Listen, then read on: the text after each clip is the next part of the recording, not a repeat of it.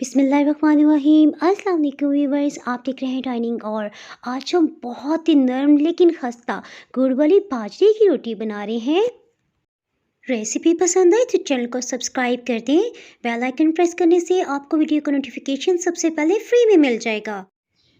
बिस्मिल्लाहिर्रहमानिर्रहीम की रेसिपी को शुरू करते हैं। गुड़ को पीस लिया है, ये 5 खाने वाले चम्मच। अगर आप तेज़ मीठा पसंद करते तो 7 चम्मच भी डाल सकते हैं। पानी आधा कप।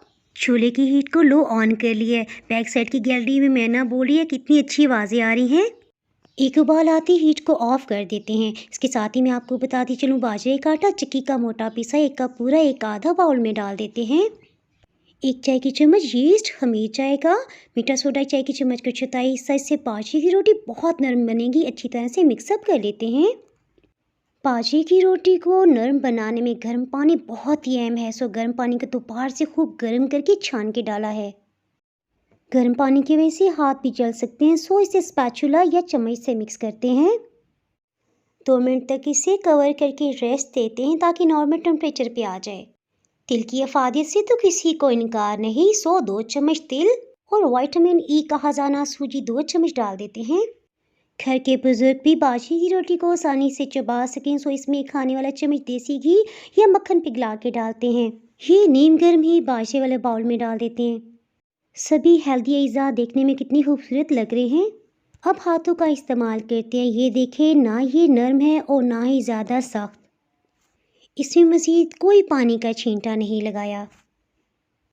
इसे गूंदने के लिए मकई के आटे की तरह हाथ की हथेली का इस्तेमाल करेंगे और हथेली से मसलते हुए 4 मिनट तक लाजमी गूंदना है।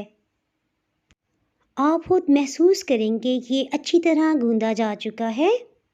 सो अब इसे एयर टाइट बाउल में शिफ्ट करते हैं। सर्दी के मौसम में 30 सेकंड तक माइक्रोवेव करके प्लास्टिक के किसी भी कंटेनर में रख दें ताकि ठंडक का इस पर असर ना हो। 12 घंटे हो चुके हैं, सो इसका पेड़ा बना लेते हैं। उंगलियों से अंदर की तरफ प्रेस करते हुए पेड़े को घुमाते जाते हैं।